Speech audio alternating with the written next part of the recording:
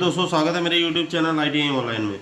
दोस्तों भेल हरिद्वार के ओर से एक और लेटर जारी किया है जिसने लाखों युवाओं की उम्मीदों को बढ़ा दिया है। 8 अक्टूबर को हुए भेल एग्ज़ाम में गड़बड़ियों के बाद अब यह लेटर सामने आया है जो कि सभी का ध्यान अब वो खींच रहा है।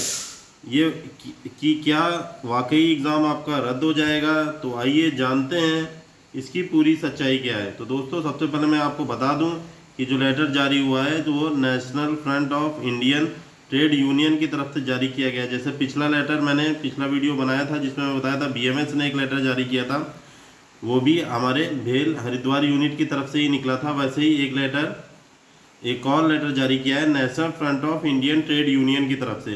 तो इस लेटर में दोस्तों जान लेते हैं इन्होंने क्या चीज़ें बताई हैं। दोस्तों सबसे पहले मैं आपको दिखा दूँ इसका डेट क्या है। इसका डेट भी 13 अक्टूबर ही है।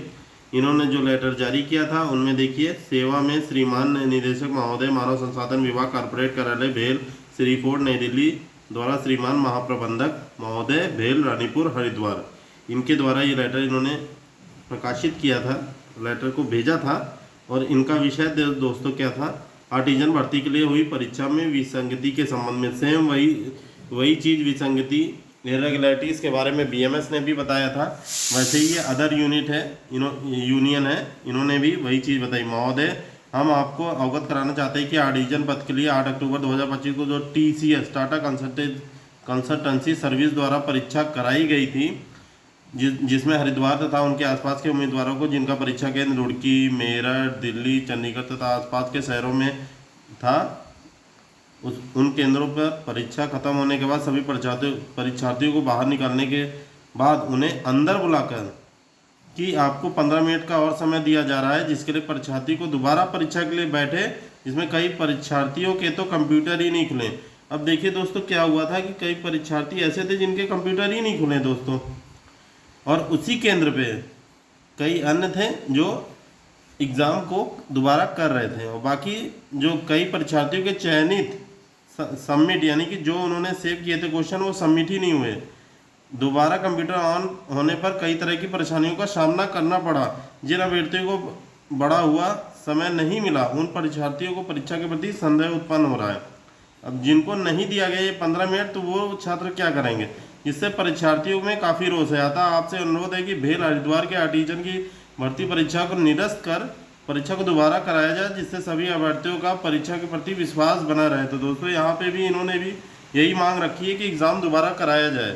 इसीलिए मैं बार बार इस चीज़ पे जोर दे रहा हूँ कि एग्ज़ाम आपका 90% चांसेस है कि होने वाला है, और यहाँ तक है ये 100% भी हो ही गई आपका एग्ज़ाम। ये चीज़ आप याद रखिएगा, 90% से 100% ये चीज़ें अब होंगी।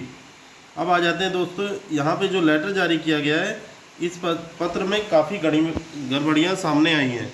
अब इससे ये चीज़ें तो तय हो गई कि कुछ ना कुछ तो गड़बड़ है, कि हर यूनियन बोल रही है तो मतलब कोई तो बात होगी। अब ये कई स्टूडेंट के तो लॉगिन ही नहीं हो रहे, तो आप समझ सकते हैं कि पेपर में कुछ ना कुछ गड़बड़ है, कि किसी को मौका मिल रहा है, किसी को नहीं मिल रहा है। अब सोचिए कि अपनी आखिरी उम्मीद से कोई एग्ज़ाम दे रहा है, किसी को उम्र लिमिट, किसी की ओवर एज हो जाएगा इस एग्ज़ाम के बाद, और ये सिर्फ एक परीक्षा नहीं, लाखों सपनों की भी बात है दोस्तों। क्या इतना बड़ा संस्थान इस पर ध्यान देगा, या छात्रों की आवाज़ या फिर अनसुनी ही रह जाएगी? आपका क्या मानना है? क्या भेल में को दोबारा एग्ज़ाम कराना चाहिए दोस्तों? कमेंट में अपनी राय ज़रूर बताएं, और इस वीडियो को ज़्यादा से ज़्यादा शेयर करें ताकि छात्रों की आवाज़ सरकार और संस्थान तक पहुँचे, भेल तक ये आपकी आवाज़ उठे। ऐसी ही हर अपडेट जानने के लिए चैनल को सब्सक्राइब करें। धन्यवाद, मिलते हैं नेक्स्ट वीडियो में। ओके, जय हिंद।